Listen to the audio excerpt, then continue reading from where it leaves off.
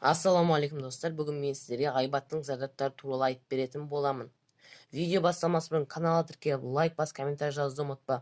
Көбісі менің каналымды тіркелмей қарайды екен, сосын тіркеліп кет. Алла разы болсын саған. Ей, иман келтіргендер, бір адамдар басқа бір адамдарды келемеж демесін. Бәлкім олар өздерінен артық шығар. Әйелдер де басқа бір әйелдерді келемеж демесін.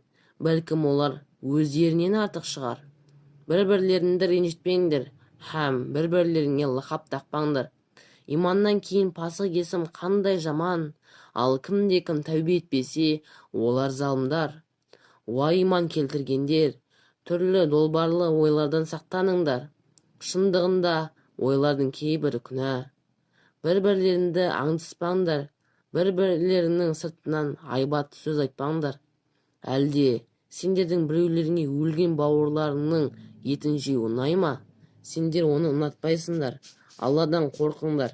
Шындығында Алла тәубені қабыл алушы һәм өте мейірімді. Пайғамбарымыз саллаллаху алейхи вассалам өзінің үмбетіне бір-бірлерінің сырттарынан жамандап жәбір көрсетуге қатаң тыйым салып, одан сақтандырған.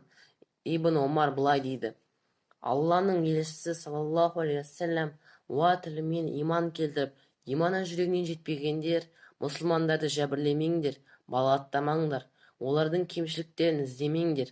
Шындығында Алла мұсылман бауырының кемшілігін аңдығанның өзін кемшілігін аңдиды.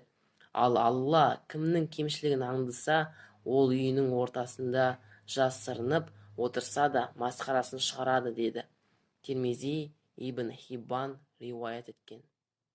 Анас ибн Маликтен жеткен риуаятта пайғамбарымыз саллаллаху алейхи вассалам былай деген: Миғражға шығарылғанымда қолдарында мыс тырнақтары бар, олармен беттер кеуделерін тырнап жатқан адамдардың қасынан өттім. Сонда мен: уа Жәбірейіл, мыналар кімдер деп сұрадым.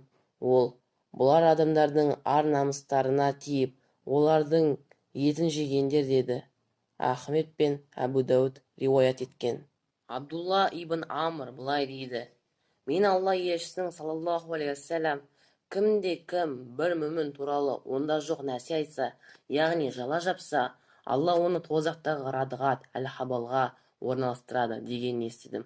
Басқа риуаятта айтылғандай, Радғат әл-Хабал тозақтардың денелерінен шыққан сұйықтық, тозақтың ең лас жері.